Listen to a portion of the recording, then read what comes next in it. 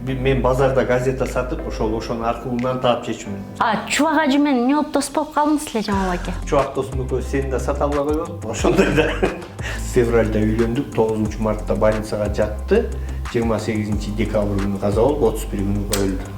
Адамдар деген кыялданууну билбейт. Ушул инкассатор болгон самолет болсо, ошо акча тапканан случайно акча түшүп кетсе деп өзүңчө кыялданып бересиң да. Эми кой кайтарып жатасың да. Кой кайтарып жатканда ар кандай кыялдар келе берет да.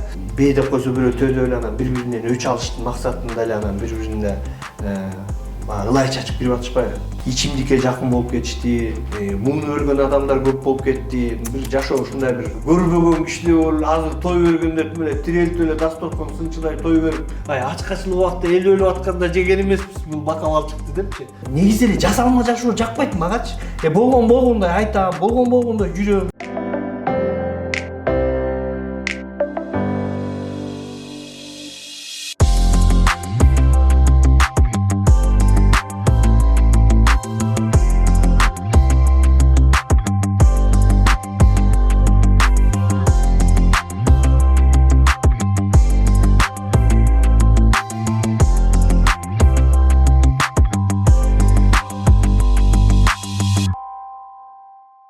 Саламатсыздар, урматтуу YouTube каналымдын көрүүчүлөрү.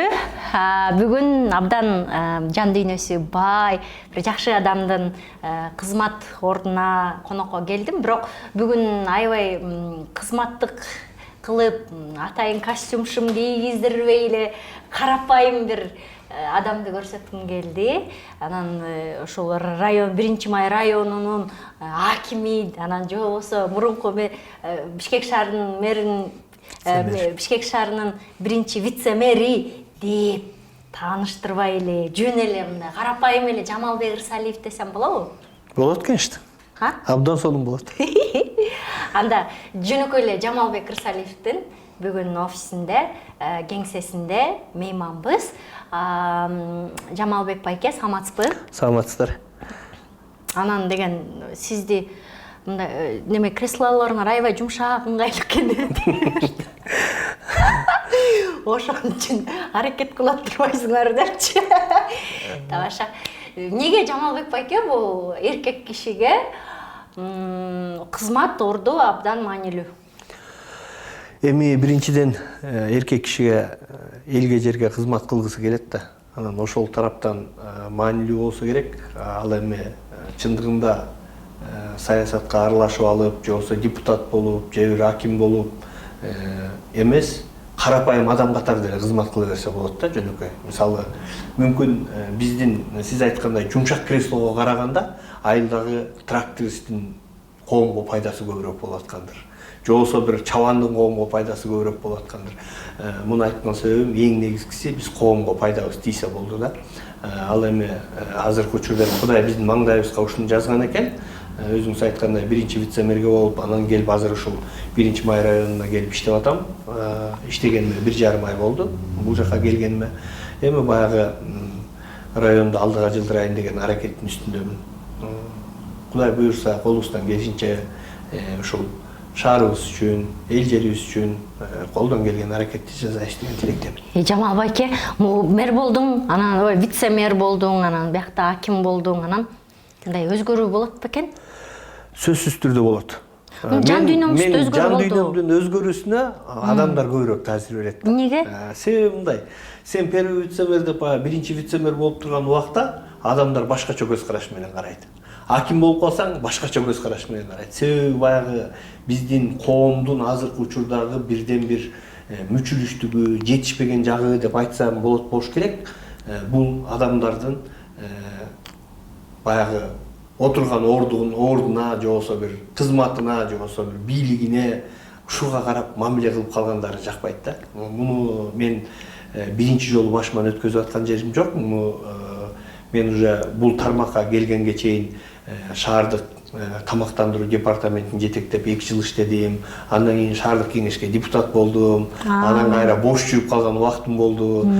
Чарба менен алек болуп, сарайга барып жашап, өзүмчө бир мындай багыл кандайдыр бир учурларды башыман өткөзүп келип, анан мынау революциядан кийин кайра ошол вице-мэр болуп, анан кийин ошо биринчи вице-мэр болуп, анан кайра келип аким болуп, мындай аралашып атам да, ушул себептен айтат элем, мен азыркы учурда андай аким болуштан дагы адам болуш кыйын болгон заман болуп турат да, себеби көп адамдар баягы кызматка карап, адамдын мансабына карап мамиле жасап атат да. Бул өтө биздин чоң жаңылыштык.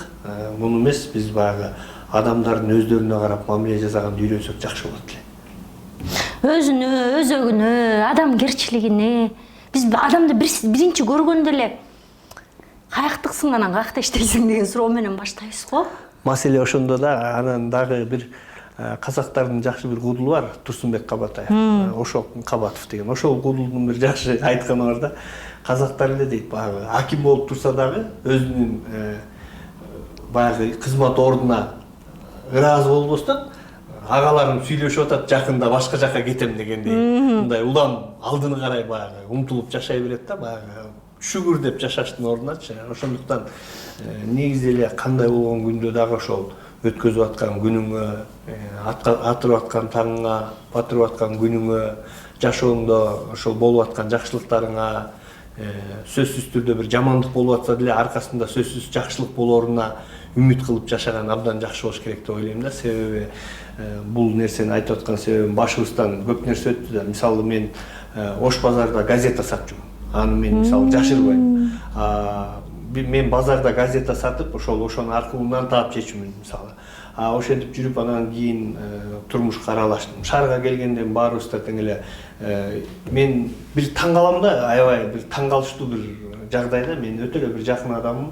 Жакында эмнеге үйлөнгөнүнө 1 жыл болду. Анан мен эмнеге балалуу болбой атышыптыр деп сурасам, өздөрүнүн квартирасы болмоюнча балалуу болбойбуз деп атыптыр дейт да. Анан баягы Чубак ажынын айтканы эсиме түшүп кетти, сен экөөбүздүн досубуздунчу. Баягы бутубуздан турабыз деп жүрө бергиче анан башка нерсе турбай калат деген болчу.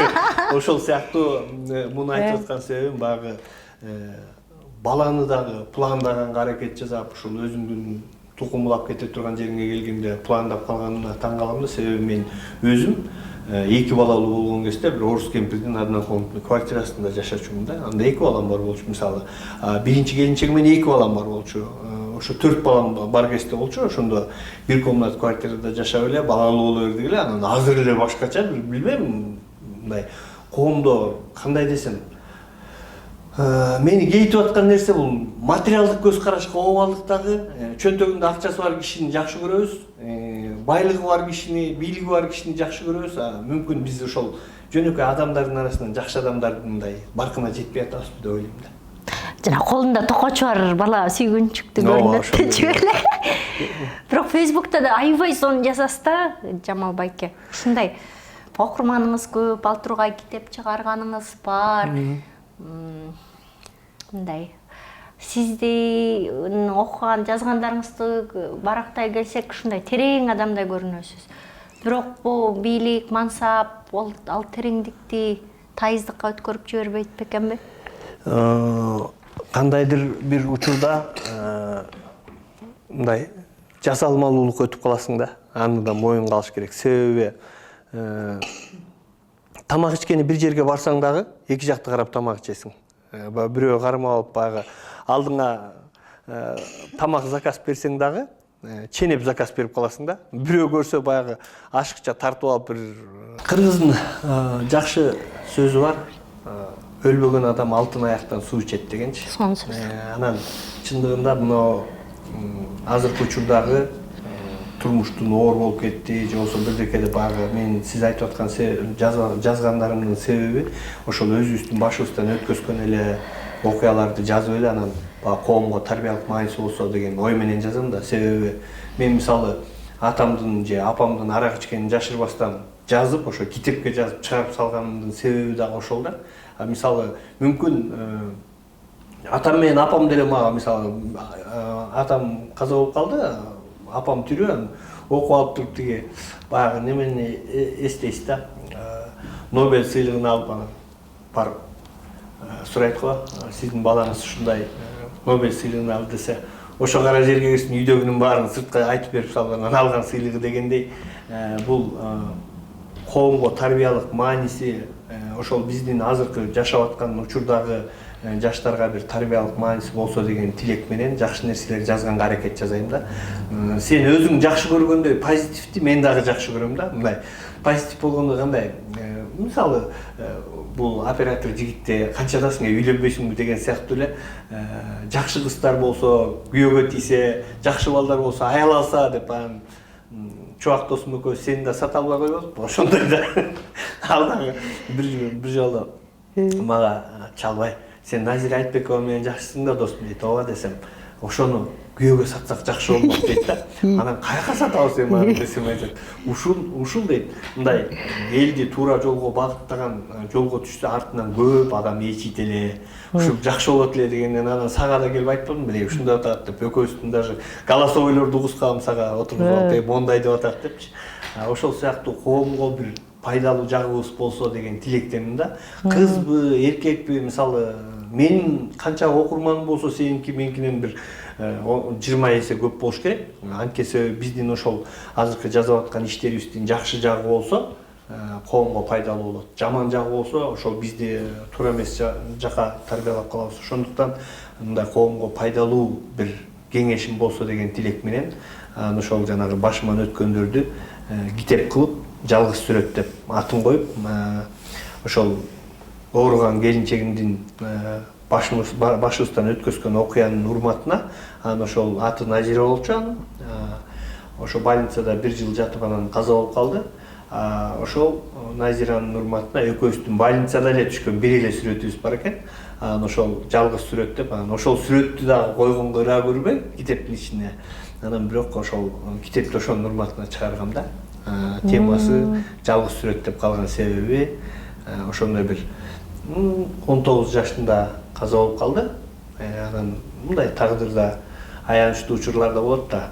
Ошол 1 жыл мен даана эсимде 98-жылы 20 февралда үйлөндүк, 9 мартта больницага жатты, 28 декабрь күнү каза болуп, 31 күнү өлдү.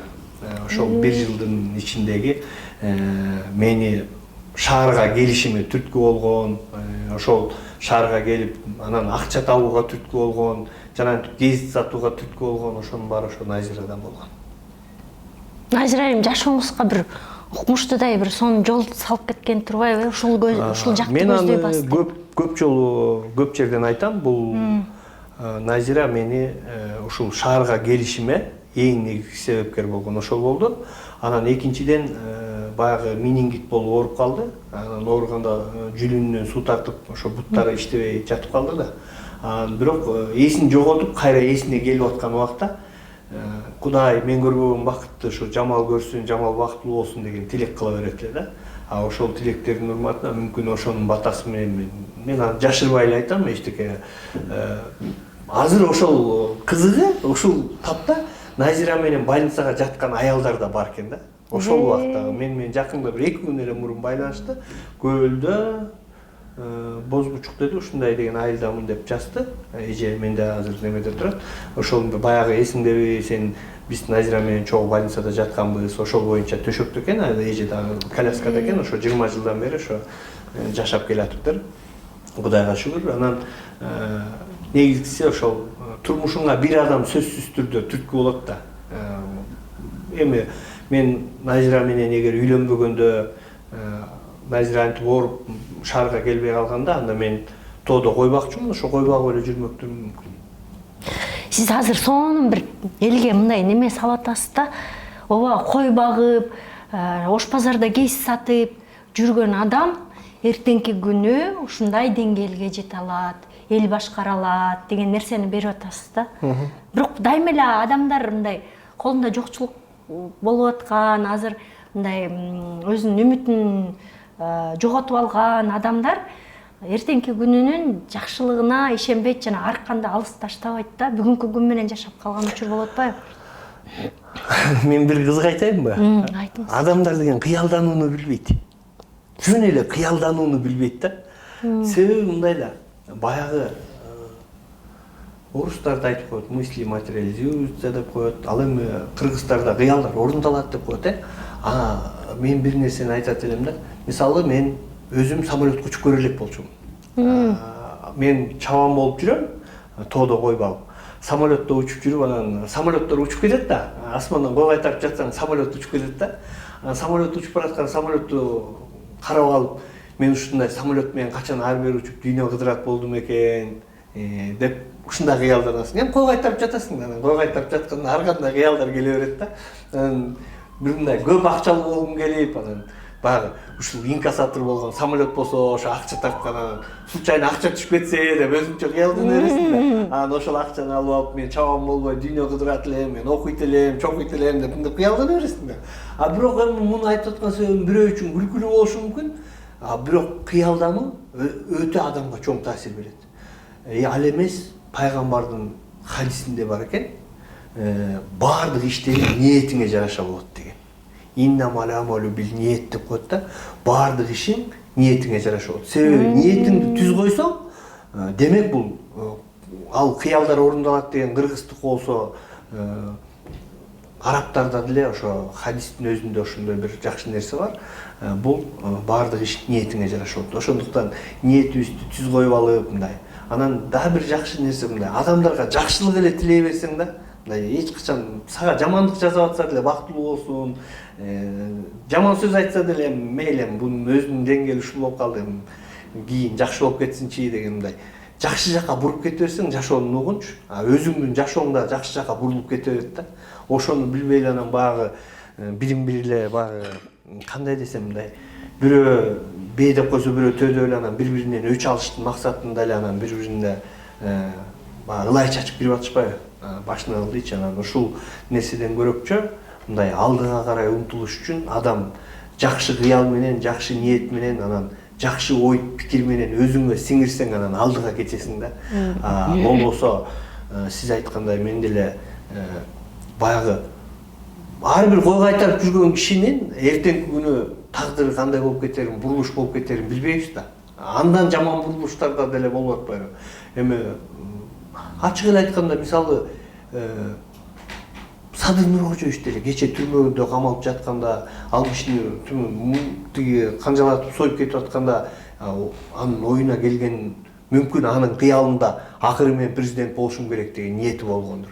Биз болсо аны ойлогон эмеспиз да. Азыр болсо мынакей ажообуз болуп эл башкарып атат. Ошол сыяктуу эле ар бир нерсени мен жана башында айтып өттүм, өлбөгөн адам алтын аяктан суу ичет деп. Бул нерсе өлбөгөн адам сөзсүз түрдө жакшылыкка жетет да. Эми баягы бул өмүрдө канчалык деңгээлде жакшы жашап өткөнүбүз, бул өмүрүбүздөгү азыркы өткөзүп аткан көз ирмемдер өлгөндөн кийинки отчетубузда. Ошондуктан эми мүмкүн жакшы жагына буруп кете беришибиз керек, анан баары жакшы болот. Жамал байке, мына айтып атпайсызбы? Көчө жокчулук болсо, бүгүн барчылык болот. Кудай азыр силерге дөөлөт берип аткан учуру. Ошол нерсени балким Кудай жокчулук берип сынап көрдү, азыр барчылык берип сынап аткандыр деген мындай аңдоо болуп атабы ичиңизде, аң сезим? Кой, бул дөөлөт тоголок, эртеңки күнү кайкактай түшсөм эле тоолонуп кетет, ушуну кармап калайын, адамгерчиликтүү болоюн, жерге жакын болоюн деген нерселер барбы ичиңизде? Абдан жакшы, анан мындай философиялык суроо болду бул суроочу, себеби 90-жылдарды көргөн кишилердин баарынын эсинде болуш керек да. Себеби 90-жылы элдер нанга жетпей талон менен нан жеп калган. 90-эле жылда алалы да. Мен муну айтып аткан себебим, ошол жылдарда мен дагы эсимде 86-жыл болчу. 86-жылдарда мен бир чекир мындай көзү көк алат туяк мындай bir tayım var hele. Anam ошону arpa verip, anam bayağı cem başlıkta başına ilsem, arpanı tөгүп saldı da. Anam tөгүп salgandan keyin tak деп кыйкырып атсам, atam gözü görбөйт да. Anam сурап калдым, "Не болду балам?" dediler. Anam arpa versem, жебей төгүп салды деп ошентtim да, ошентсем, "Buğday verip көрчү" dedim. Anam buğday verip көрчү дегенден anam buğdaydan alып берип туруп анан buğdayды илсем кичине жеп жатканда, "Жей баштады" десем, аны да төгүп салды да. Анан төгүп салгандан кийин атам, окуй, ушундай кесир малыбызга чейин жеткен экен арпа менен буğdayдын кесири. Эми көрөр күнүңөр алдыда ачкачылык болот балам деп койду да. Анан ошенткенден мен мындай көп деле маани берген жокмун. Анан 90-жылдары анан мынакей башталды. Нан жок. Бизде кургак чай жок нардында. Жана нандын күйүгү бар го, ошону кызыл кылып туруп чай кылып алып ичишүү. Аны азыр деле мисалы ошондой учур болгон. А чайды кургатып алып, жана чайды кургатып алып, кайра алып келип алып, кайнатып ушинтип чай ичишүү. Биздин баягы биз көп бир тууган болчубуз. Үйдө мындай турмушубузда ошол учурда, ошол кыйналганда мен биздин үйдүн кыйналганын билем, ушунчалык канчалык кыйналганыбызды. Ал эми башка кошуналардын баары тең эле ошондой кыйналган да. Бири-бирибизден баягы нанды сурап ушинтип жеп калганбыз. Мен өтө эсимде калганы ошол нан ошентип жок болуп аткан учурда, бирок Кытайдын спирти көп болчу да. Анан Кытайдын спирти бир желим бутылкадагы спирттер келет эле, бир Роял деген 1 литрлик спирттер келет эле, ошолор келип анан баягы адамдардын баарын койлорун, уйларынан бери тиги спиртке алмашып, элдин баары бир массовый бир башаламандык башталганда 90-жылдарда ошондо биздин айылда дагы аябай мындай ичимдикке жакын болуп кетишти, муну өлгөн адамдар көп болуп кетти. Бир жашоо ушундай бир учур болду. Анан кийин карап отуруп жашоодо кайра 90-жылдардан кийин баягы бир 2 жылдай элдер кыйналып барып анан оңолуп кетти. Оңолуп кеткенден кийин азыркы учурда карасаңыз, эми азыр мисалы 90-жыл ушинтип чай жок болчу, чайдын ордуна нандын күйүгүн эзип ичүүбүз, арпа нан жеп калганбыз мисалы. Арпанын нанын алып келип, буудайды болсо элебей салып калышкан да, тиги баары тең эле кебек болуп чыгып кетет экен, элебей эле жууралчы деп ушинтип жууруп калышкан.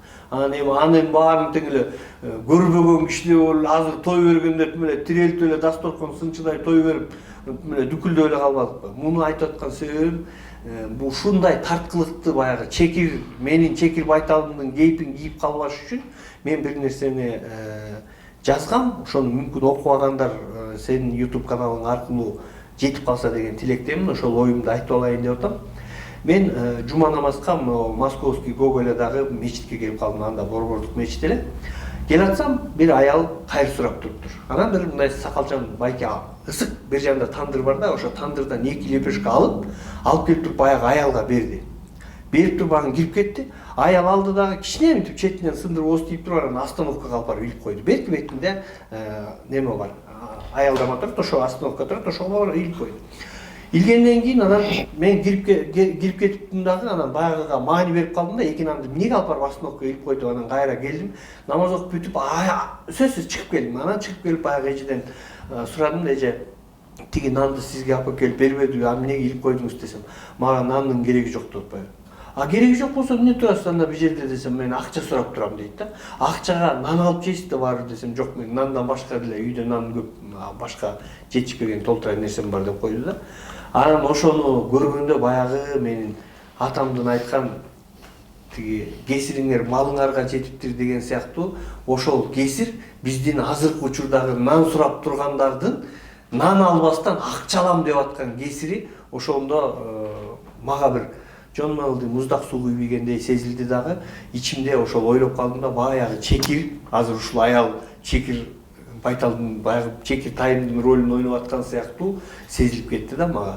Анан чындыгында мен мындай коркуп жүрөм да, ошондон кийинчи сөздүн ачыгында коркуп жүрөм, себеби кесир кылган адам сөзсүз түрдө ушул башыбызга тиет да бул нерсечи. Себеби мага нандын кереги жок, мага акча керек деп отуруштун өзү ошол жана мен чекиртайымдын буудайды жебей койгондогудай эле элес калтырат да мага. Жамал байке, жана сиз чоң атаңыздын, чоң энесинин колунда чоңойдуңуз да.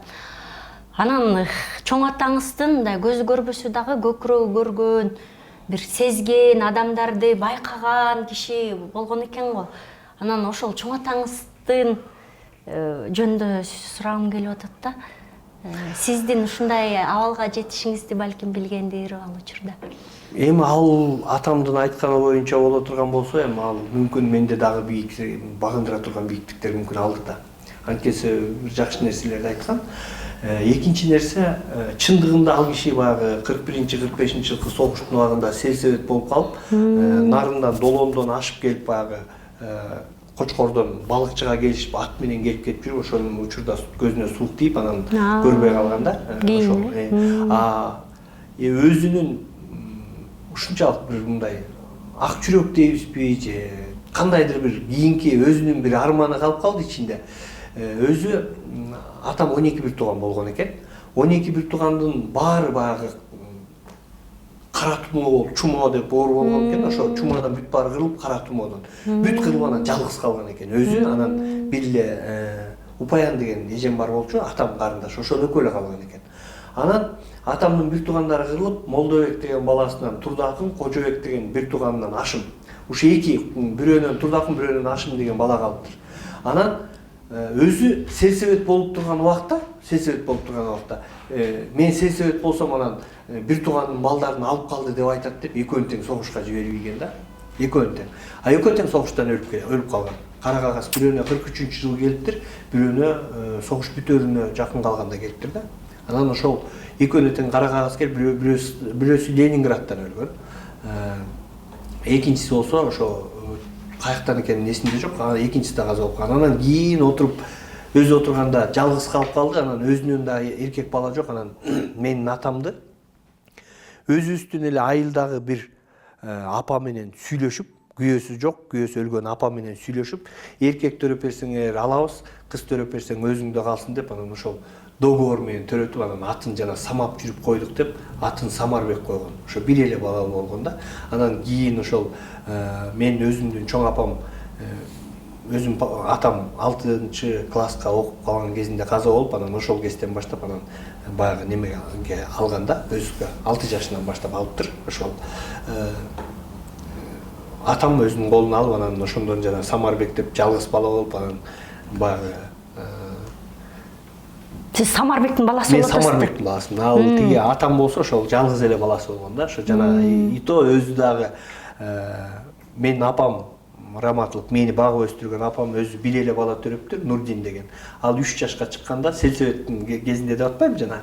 Мындай болтойгон бала экен, келип мына карагылачы сельсоветтин баласы деп бирөөм деп атка өңөрүп туруп анан көтөрүп көрсөтүп коюптур. Анан ошонун күндүн эле түнү баягы көз тийип өлүп калган да. Анан ошондон тиги Нурдин атабызга ошентип көз тийип каза болуп калыптыр. Кичинекей 3 жашта бала. Атамды болсо жанагынтип өзүбүздүн эле Узак кызы Салый деген чоң апабыз. Ал апам менен ошо договор түзүп, анан ошондон төрөтүп алган да. Азыркы тил менен айтканда донор деп айтабызбы, кандай дейбиз. Ошол ошентип, бирок айылдан эле ошо биздин апабыз ошо төрөп берип, ошондон биз тукумлап калдык. Атам багыш раматлык жана айтат эле да. Куу баш өтүп кетсеңер да бирөөнүн баласын албагыла да бирөөнө баланы бербегиле деп айтат эле да. Эмнеге? Эмнеге деп мен мындай кийин неметсем, сурасам, бул эми баягы туугандарынан, балдарынан алып бакканда, мисалы Мерген Турган деген Мерген Ырсалиев болчу. Ошо Мергендин атасы Турганбек дегенди багып алышкан. Тайкелерин, тайларымын жагынан багып алган. Өзүмдүн атам жагынан Карлыгаш деген эжем бар, азыр Казакстанга турмушка чыкты, ошону багып алган да. Самарбекке жалгыз болбостон. Ошондо Мерген Турган сиздин бир тууганыңыз болот абы? Менин бакма бир тууганым, ооба. Алар Ырсалиев болуп чыккан. Мерген эстесеңер, башында Мерген Ырсалиев болчу, анан кийин папам каза болгондон кийин Турганбектин атын Мерген Турган болуп алды. А болбосо калган аларда 12 бир тууган, калган баары тең эле Ырсалиевдер. Сонун анан атаңыздын көрөгөчтүгүн айтпай атасыз. Атамдын көрөгөчтүгүн айтайын десем эми мындай да, бул кишилер деген кандайдыр бир эски адамдар, биздин аталарыбыз ошону менен мактаныштын өзү дагы кызык. Мен бир жакшы бир цитата өстүргүм эле, баягы өзүбүздүн аталарыбызды барбап эле мактай бергенде бир жакшы алымдын алдына келип бир атам баландай болгон, атам төлөндөй болгон деп аябай мактанса, сен картошкага окшошуп атасың дейт да. Эмнеге? Себеби жемиштүү жериң жердин алдында болгону менен үстүндө сабак тиген дейчи. Ошол сыяктуу биздин аталарыбыз менен мактана турган мүмкүн жагыбыз бардыр. Бирок биз ошолордун баягы картошканын сабагы болуп калбаш үчүн биз алардай болуш колубуздан келер бекен деген максат менен ошолордун деңгээлине жетсек экен деген тилек менен алдыга жылышыбыз керек да. Муну айткан себебим, ал атамды айылдын баары билет. Азыр нарынга барып, Жаңталапка кирип эле ырсалы десе, элдин баары билет. Анткени себеби ал эки көз эле көрбөгөнү болбосо, мындай көз ачык деген десең көз ачык эмес болчу, мындай башкача бир адам болчу да. Себеби мен даана эсимде молдо болчу өзүчү. Анан кемпирине кемпир үйүң жыйнап турчу, алыстан киши келатат деп койтула. Анан действительно багы бир үйүн жыйнап өткөндөн кийин анан сөзсүз түрдө киши келет да үйгө. Анан багы тиги үйдө отуруп алып баланчанын баласы тиш ооруп кыйкырып тиякта жатат, атаң озурай келе калса болот эле деп коет эле да, өзү бир жакта отуруп алып. Мына азыр мен мисалы муну жалган айттырбайт, тирүүлө жүрөт. Мырзакул деген баланын, Кыялбек деген, Мырзакул деген атабыз бар. Анын Кыялбек деген баласы бар, 73-73 бала. Ошол Кыялбекти тиги Мырзакулдун баласы жанагы кара баласы тишимдеп сыздап атат. Ошол эртерээк келе калса болот эле деп ушинтип коюп отурчу. Азыр мына Кыял тирүүлө жүрөт. Анан кийин турмуштун кызыгы да. Мен 99-жылы ошо айттым жана шарык элим 2001-жылдарда Бакаятада жашап жүрсөк, анан Кыялбек менен жолугуп калып атпаймынбы? Азыр Россияда иштеп жүрөт да.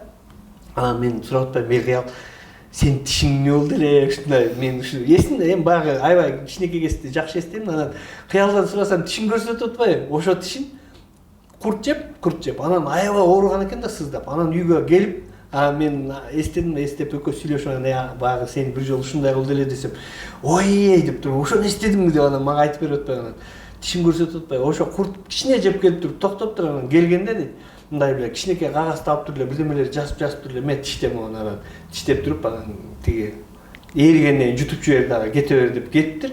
Ошол тиши ошо боюнча калып анан до сих пор ошол жерде бар экен да. Анан Кыялбек турат тирүү, мен анда жалган айткан жерим жок.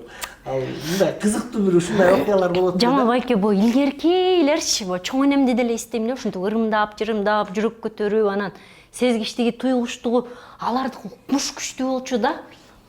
Анан эмнеге биздин андай сезгичтик, туйгучтугубуз азыр андай эмес? Эмнеге биз майдаланып кеттикпи? Эмнеге алар жеткен даражаларда эмеспиз? Абдан жакшы. Мындай да. Мунун баары биздин тамак ашыбыздын азабынан болуп атат. Себеби биз жеп аткан тамактардын баарын адал менен арамды аралаштырып эле жеп атабыз да.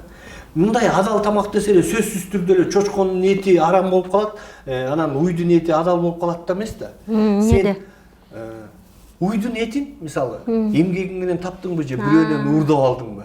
Мүмкүн ал уйдун союлушун билбейсиң, кандай сойгон, кимдин колунан келген, мүмкүн ал уурдалып келген эт, аны билбейсиң да. Ошол сыяктуу муну айтып аткан себебим ошол атамдар ачкачылыктын убагында балыкты жебей коюптур.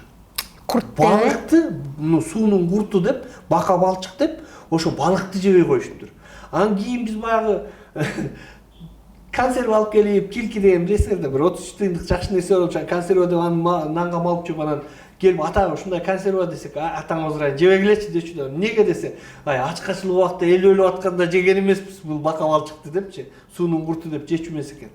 Биздин айылда кара суу деген суу бар, айылдын ортосун бөлүп өтөт. Эмнеге кара суу деп аталып калган десек, ошо жылкылар кечип өткөндө кан болуп калчу экен, балыктын көптүгүнөн кан болуп анан капкара болуп алып калчу экен суу. Ошондуктан кара суу деп аталат. Анан кийин баягы суу киргенде дагы адамдарды көп агызып кетчү, ошо мындай катуу агат да аябай. Азыр эми андай мөңгү да жок калбадыбы? Ошо жанагы жакында эле мен YouTube'дан көрдүм, Кумбел деп талкаланып аткан тоодон түшкөн мөңгү болчу да. Жанагы алтын казып атып аяктын баарын талкалап бүтүштү. Ошол жактан түшүп аткан суу биздин айылды аралап өтөт да. Ошо арчалуу суу, бала киндик, чоң киндик, ошолордун баарынан чогулуп келип Кумбелден агып келип анан жана жерге талдын суусу түшөт да. Ошол сууда ушунчалык балыктын көптүгүнөн ошондой учурда балык жебеген кишилер анан кийин деле аябай тамакты тандап жечү да. Апам өзү эле мындайдан кичинекей Кеп тамак деле байке. Угуп туруңуз, муну айтып аткан себебим биринчи ошол алардын тамагы дагы анан өзүнүн денесин да ушунчалык таза болуп жүргөнүндө. Денесин дагыбы? Жан дүйнөсүн. Жан дүйнөсүн элчи, көңүлүн, көкүрөгүн. Дене дегенден өзүндө эми бөлүнөт да, рухуң бар, жаның бар, денең бар да. Эми булардын алар бизче эле мындай адамдардын менен кандай десем, ушак айыңга аралашпай, жакшылык менен өзүнүн ордун билип, салаваттуу болуп, мындай эми алардын деңгээлине жетиш алардын даражасына жетиш кыйыныраак болсо керек да. Себеби чындыгында эле жан дүйнөсү бир башкача адамдар болгон да.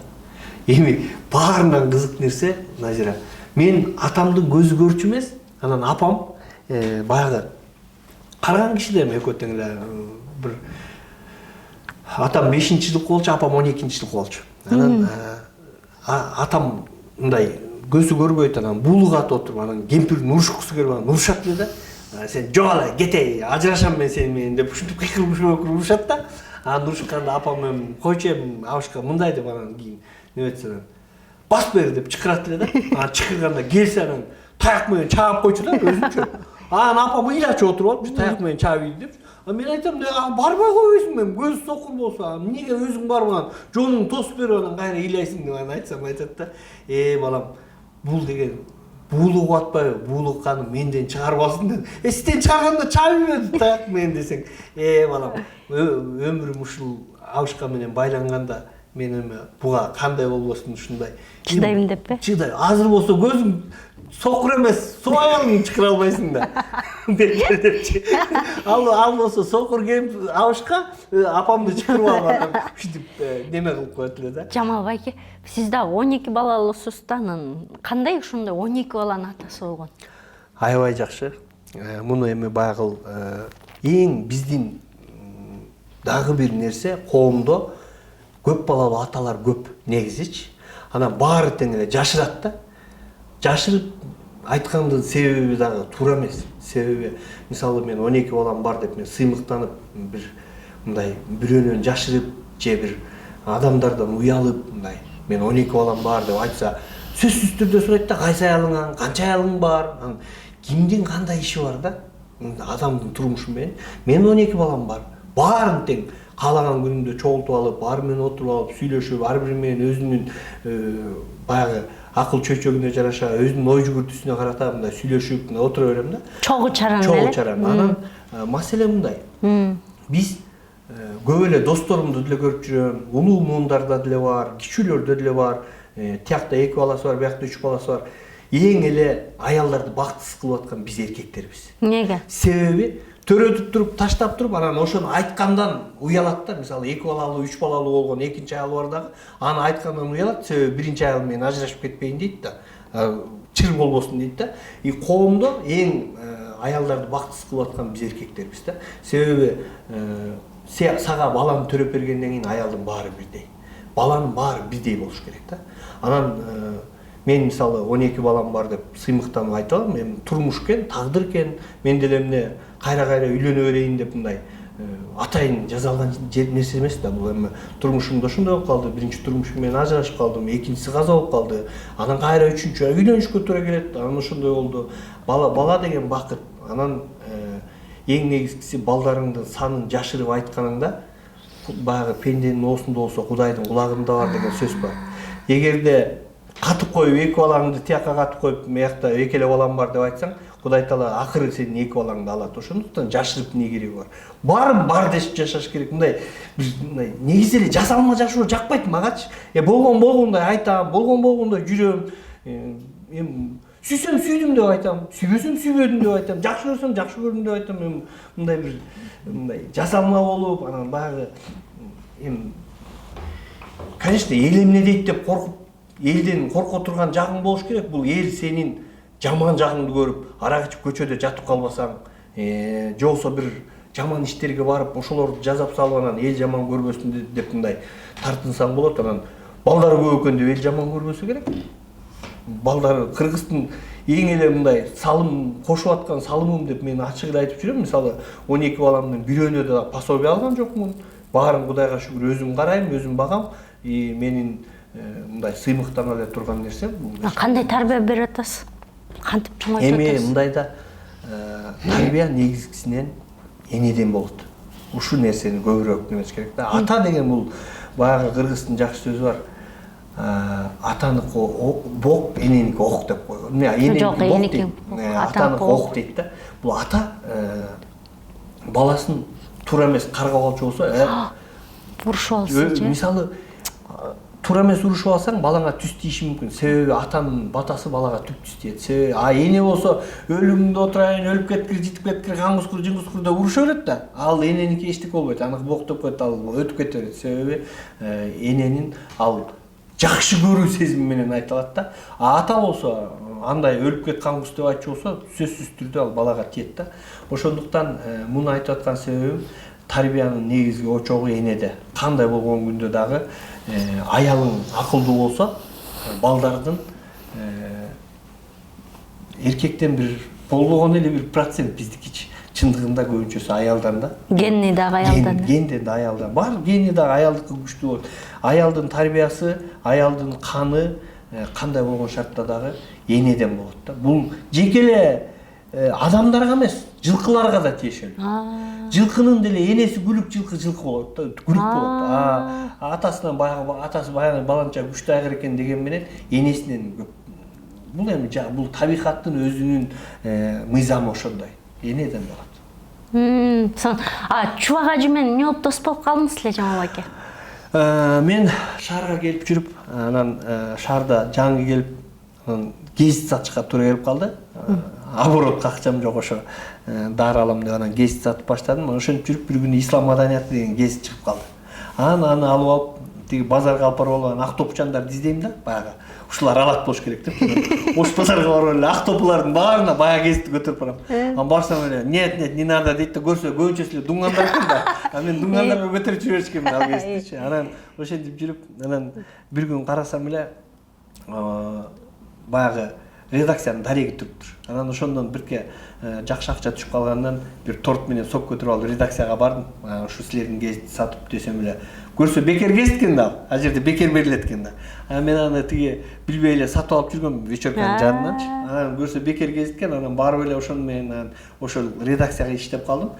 Чубак ажы, могу Нематулла деген азыркы Рыскулов деген имам, мечиттин имамы, ушулар чогуу бир комнатада жашашчу.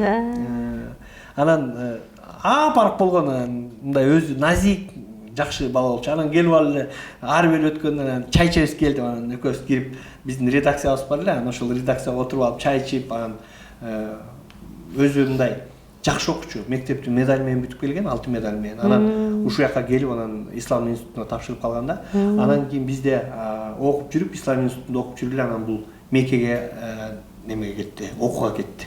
Меккеге окууга кетти. Анан мен бир жылы Меккеге барып калдым. Меккеге барсам, анан чубак ажы ошол жактан тосуп алды. Бир правый немеси бар экен, иномаркасы. Анан ошону мен Меккеде ары бери аябай жүрдүк. Анан ошону менен мамилебиз жакшы болду, өмүрү өткүчү ошол жакшы мамиледе жүрдүк. Ошондой болуп калды. Достугубуздун башы ошол студенттик кездер болчу. Экөөбүздүн жашыбыз тең болчу. Жокчулуктан барчылыкка чогуу кеткен турбайсызбы? Ошондой бир ал убакта аябай кызык болду. Булардын үчөөнүн кызыгына уксаңыз, алардыкы өзүнчө бир приключение. Нематуллалар жакшы чогуу жашашты да үчөө. Алардыкы өзүнчө бир кызыктуу турмуш аябай. Студенттик кездер үчөө аябай кызык болгон булар. Анан кийин Жамал баке анан гезит саткандан кийин, Ош базарда иштеп, малчы болгондон кийин анан окудуңузбу? Билим алдыңызбы? Кантип окудуңуз? Бул бул жерде биздин Международная академия управления финансы и бизнеса деген бар, МАУФИ. Ошол окуу жайда окудум. Андан кийин баары бир деле кызык нерсе болду да, муну мен атамдын тилеги деп айтсам болобу? Атам өзү тракторист болуп жүрүп, анан Алматадагы жогорку партиялык школго ошол алдыңкы тракторист болуп кетиптир да. Анан кийин айылга келгенден кийин мени окууну бүткөзүп эле кой алып берип колхоздун коюн бактырган себеби, мен сени алдыңкы чабан кылып, анан мен сени партиялык мектепке окутам деген ниети болгон да. Ошону менен анан чабан кылып, анан алдыңкы чабан болосуң деп баягы аябай мындай жардам берип баштады эле. Анан союз тарап кетип, ошондон баягы планыбыз өзгөрүп окуй албай калдык. Бирок кызыгы, мен кийин Москвага барып, Академия при президента деген бар Москвада. Ошонун госслужба управления деген бөлүмүнө тапшырып барып окудум. Окусам, көрсө ошол партийный школа экен, мурунку. Мен окуган. Бул баягы атаңыздын кыялы орундалыптыр да баары. Атамдын кыялы орундалды. Анан экинчиден ошол атанын тилеги баласына кабыл болот экен да, баары бир деле ошол өзү кийин мен баягы Москвага барып ошол окуп калгандан кийин анан ошол партийный школа экенин билгенден кийин аябай мындай бир башкача сезим болду да. Бул эми чындыгында баягы. Анан кантип окудуңуз анан? Эми Кыйналган жоксузбу, малчы болсоңуз өзүңүз? эми ал эми Ал мээден да окуйсуз. ал сөзсүз түрдө эле негизгисинен эле кичинекей кезде биз мен 6 жашымда Сагынбай Орозбаковдун Манас деген баягы көк китеби бар болчу, сыртында ичинде Герценин сүрөттөрү тартылган, сыртында кичинекей мына Манастын сүрөтү бар, бир көк Манас бар болчу да. Мен ошону жана атам көз сокур болчу. Мен эшикке ойноп келиш үчүн 20 барактан 40 баракка чейин окуп берип анан ойноп келчүмүн да. Күнүгө ошол болчу меники. Эшикке ойнош үчүн атама 20дан 40 баракка чейин, анткени 20 барак окусам 1 саат, 40 барак окусам 2 саат ойночумун да. Ошондуктан мен баягы көбүрөөк окуганга аракет жасап, баягы 20 барактан эмес, 60-80 барак кылып анан 4 саатка кеттим деп анан ойночумун да. Ошентип баягы Манас деле окута берчү. Манас деле окута берчү. Анан Байдулла Сарнобаевдин Ашуудан берген отчетум деген китеп бар болчу. Жана Мидинге кат деген ыры бар эле. Билинбей кетти кабарың, Мидикке кандай абалың, бир топ жыл бирге татканбыз бул жердин арак шарабын деген саптар бар менен башталат эле да. Ушул китепте анан Ойгүлдөрү деген китеп бар болчу. Чыгыш акылмандарынын китеби болчу, Ойгүлдөр деген. Ушу 3 гана китепти окуй берчүбүз. Башка такыр китеп окучубуз. Байдулданын тиги аябай кыткылыктап күлүп эле ошол Мидинге катын окута берчү да. Эмне эле ушу өзүнө мүмкүн баягы аябай диний билими бар кишидей жазган деп эле күлө берчү да. Ошону неме кыл көпүрө дегени кылдан да ичкен эмеби, же болсо цирктен биз көргөн зымаркандай элеби деген жерлер бар да ичинде. Ошондой неме баягы ушундай саптардын бул баягы эми мен 6 жашымда окуган кездеги китептердин саптары азыр сиз айтканда ошол эске келип атат да. Себеби ушул китептерди Манасты башынан аягына чейин аябай көп канча жолу кайталап окудум, чынын айтсам эсимде жок. Кечке баягы 40 барак, 60 барак деп күнүгө окуп жүрөчүмүн. Кайра бүткөндөн башынан эле баштай берет элек. Мунун айткан себебим кийин ошол аябай көп пайдасы тийди. Бир жолу адабият сабагынан Сманбаев Аман деген агай берет эле. Анан Жеңишбек деген поэма бар. Ошол поэманы окуп атканда мен ал баягы окуган Манас окугандай эле да. Ал баягы Манасты окуп жүргөн баягы Жеңишбек поэмасы вообще эле бир кызыктап калды. Анан мен баягы шаатыратып окуп берип койдум да. Окуп берип койсом, класстагылар эмне муну жаттадың беле деп сурады да. Анан Аман агай тим эле 5тен 2-ни коюп берип, мына мондай деп анан бир аябай эсимде калганы бул баягы бала кезден ошол биздин азыркы учурдагы эң чоң көйгөйлүү маселенин бири балдарга ошол биз бала кезде Манас окуп берип, жомок айтып берип уктатса, азыр болсо телефонду кармата алып уктатып атпайбы? Эптеп баягы өз алдын жоктап жатып турсун деп, ушул биздин коомдогу азыркы учурдагы чоң минусубуз ушул болуп атат да. Себеби мен апамдар жомок айтып берип, анан жомокту баягы жеш кемпирлерди элестетип алып уктап, анан кийин мынтип алып уктап, анан кайра эртең менен туруп бир кызыктуу болчу да аябайчы. Анан мен атамдын бир жомогу бар эле да, бүтпөй эле кетип бара Шахризаданын эле кечке уланып эле кете бериптир да. Көрсө жана 1000 түн деген жомокту эле айтып бере берчү экен, ошол жомок кылып кечке эле баягы эле жомок бүтпөйт десең, баягы Шахризада менен Шахзаданын жомогун угуп эле жатчумун. Анан кийин мындай турмуш ушундай экен, эми ошол биздин маңдайыбызга ошол тагдыр жазылган экен. Бирок чоң ата менен чоң эненин тарбиясында өскөн кишиники баары бир башкача болот да, фундамент башкача куюлуп калат. Себеби деген, мисалы мен 3 жашымда багып алса, ошол кезде атам 63-тө болуп атат да, мен багып алган кезде. Анан кийин мен 9га чыкканда ал деген дагана бышып жетип 70ке жакындап атпай 69 болупчу. Анан ошол кезде сиңирип аткан убакта, мисалы атам мени баягы чагып койгон чалдай болуп, мындай бирдемени таап сүйлөйт, тигинтет деп баягы тамашалап калышчу да, баягы атам достор. Мага атам мынтип калчу да, ой, бул өзү 6 жашта болгон менен 66дагы кишинин акылы менен тарбияланып атпайбы деп коет эле да. Бул ушул нерсенин өзү турмуштун өзүндөгү баягы фундамент үчүн чоң ата менен чоң апанын тарбиясы өтө керек. Жамал байке, сиз көп нерсени түшүңүздө көрүп, аян көрүп ушунтайсыз го? Дагы эле ушунтайсызбы? Ошону бир кызык нерсе бар да.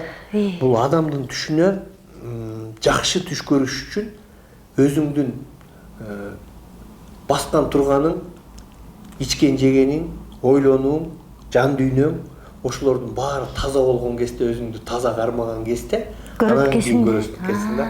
Андай барып эме турмушта барасың, балдар менен мындай баняга барып түшүп келсең дагы башкача түш болуп калат да баары бир. Ал эми өзүң мындай жакшы кабыл алыш үчүн өзүңдү бир оолак кармап, жаман нерселерден, арам нерселерден, туура эмес нерселерден, оюңан, ошонун баарынан таза кармаган кезде ушул түшүң дагы таза болот да, анан так болот. Анан ишиң да жакшы болот да. Экинчи айта турган нерсе, бекеринен жанагы 40 күнгө чейин арак ичип алсаң тазаланып анан кийин орозо кармагыла деп калат го. Ошону да бекер эмес экен. Себеби дегенде бир стакан арактан кийин сен 40 күн организмиңен кетпейт да. Ошондой болуп каның да жүрө берет деп ошон үчүн айтылат окшойт да. Анан баягы жакшы түштөрдү көргөн кезде мындай так даана көрүш үчүн ойлоп коем, мындай таза болгон кезде анан көрүнөт да. Бул мындай чалдык үйдү болуп жүрө бергенде чалдык үйдү түштү көрүп жата бересиң да, тамакка чоңтой болуп тескери түш көрүп анан аралашып жүрө бересиң. Ошондуктан мындай адам өзүн таза кармаган кезде жакшы болот баш керек. Сон Жамал байке, сон бир саатыбыз толду. Дагы көп нерселерди сурагым келет, бирок убакыт резинки болбой атпайбы? Рахмат сизге. Бүгүн Жамал байке бир райондун акими катары эмес, мындай бир жөнөкөй карапайым кыргыздын баласы катары маек берди. Сизге ыраазымын. Жөнөкөйлүгүңүздөн жазбаңыз. Рахмат. Нелтен көп кетсеңер, мен өзүм ушамайт болом. Болду. Урматтуу YouTube каналымдын көрүүчүлөрү, бүгүн мына ушундай кызыктуу кеп болду. Балким өзүңүздөргө бир сиңирип алган, бир угут болсо, көрөнгө болсо, анда биз абдан кубанабыз. Эртең көрүп чыкса, эртең балким ой жүгүртүңүз, жан дүйнөңүз башка нукка бурулса, биз абдан кубанабыз. Дагы ой пикирлериңизди комментарийден күтөбүз. Каналыбызга жазылганды унутпаңыздар. Кайрадан көрүшкөнчө сак саламатта аман туруңуздар.